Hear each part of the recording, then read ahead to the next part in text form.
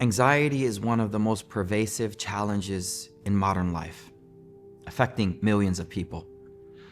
According to the Diagnostic and Statistical Manual of Mental Disorder, 5th edition, anxiety is described as having excessive fear and worry that interfere with daily functioning.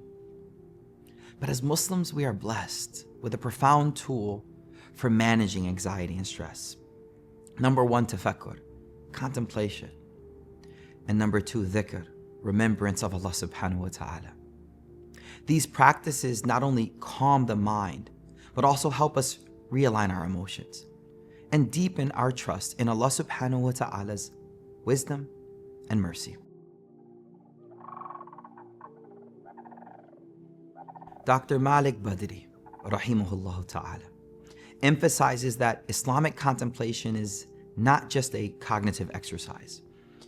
It integrates the heart, the soul, the mind, creating a holistic act of worship that directly impacts emotional well-being. But to truly understand how contemplation reduces anxiety, we must align our emotional framework with the balance described by al-Qayyim al-Jawzi.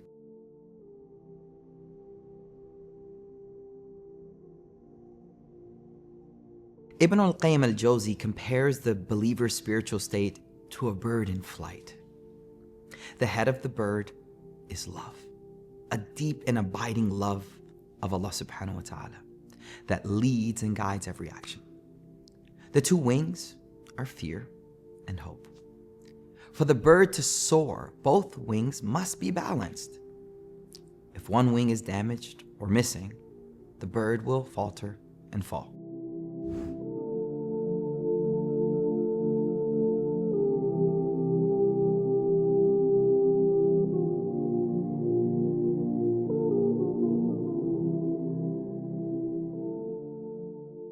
Love, the head that guides the heart. Love is the essence of all worship. It is the head that directs the heart towards its ultimate desire. When our love is rooted in Allah subhanahu wa ta'ala, it transforms every emotion into a positive force. This is why Allah subhanahu wa ta'ala reminds us in the Quran, and those who believe are stronger in love for Allah. وَالَّذِينَ آمَنُوا أَشَدُّ حُبًّا لِلَّهِ. When our ultimate love is Allah subhanahu wa ta'ala, it frees us from the pain of insecure attachments and allows us to navigate life with balance and clarity. This brings us to hope, the wing that propels us forward. Hope is one of the wings that carries the heart towards Allah subhanahu wa ta'ala. Without hope, we become stranded, paralyzed by our flaws and our fears. But hope in Allah subhanahu wa ta'ala's mercy allows us to continue on the journey, no matter how distant the destination may seem. The Quran offers this promise: the future will be better for you than your past. وَلَلْآخِرَةُ خَيْرٌ لَكَ مِنَ الْأُولَى. Hope carries the believer forward, reminding them that Allah subhanahu wa ta'ala's mercy is vast, His wisdom perfect. As the Prophet ﷺ said, call upon Allah while being certain of being answered. This certainty doesn't eliminate life's uncertainties, but it reframes them. The believer trusts that whatever Allah decrees is ultimately for their benefit. And lastly, fear, the wing that protects the journey. Fear is often misunderstood as a negative emotion, but in the context of worship, it's one of the greatest assets a believer can have.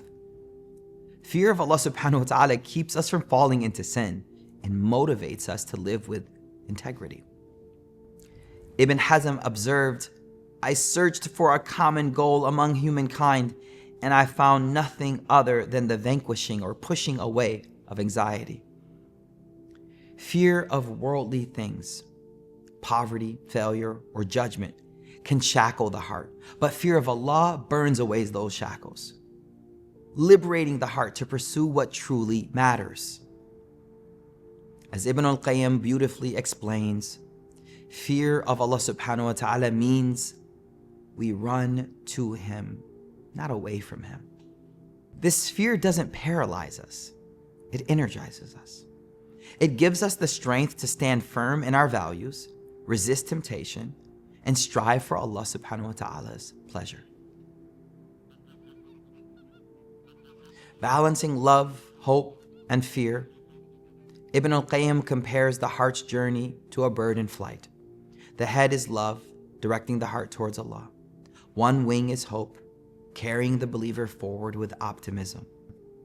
And the other wing is fear, ensuring vigilance and discipline. For the bird to soar, all three must work in harmony. In times of failure, hope lifts up the believer. In times of ease, fear prevents complacency. And through it all, love remains the guiding force, orienting the heart towards the ultimate goal. So what do we do? Cultivating love, hope, and fear. Number one, reflect on your attachments. Take time to identify what you love most in life. Ask yourself, is this love rooted in Allah, or is it tied to something temporary? Redirect your heart through dhikr and reflection. Strengthen your hope in Allah subhanahu wa ta'ala's mercy by spending time reflecting on Allah subhanahu wa ta'ala's names, such as Ar-Rahman, the most merciful, Al-Ghaffar, the forgiving. Let this hope inspire you to move forward despite our own flaws. Next, we want to channel fear into action.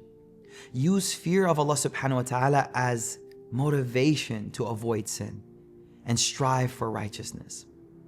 Let it give you the courage to uphold your values, even in the face of challenges. Balancing love, hope, and fear is the essence of true worship. When these emotions are directed towards Allah subhanahu wa ta'ala, they free us from the pain of worldly attachments and carry us closer to Him. Join us in the next episode as we continue exploring the transformative power of contemplation. Don't forget to subscribe to Maristan's YouTube page for updates.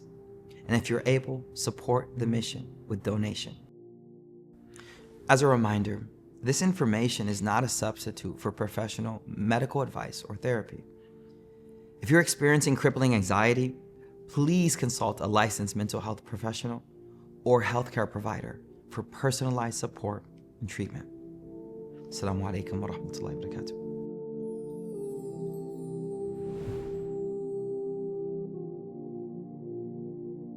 Maristan is a non-profit organization dedicated to reviving the Islamic legacy of research and education through culturally and spiritually congruent mental health care, psychoeducation, and professional training.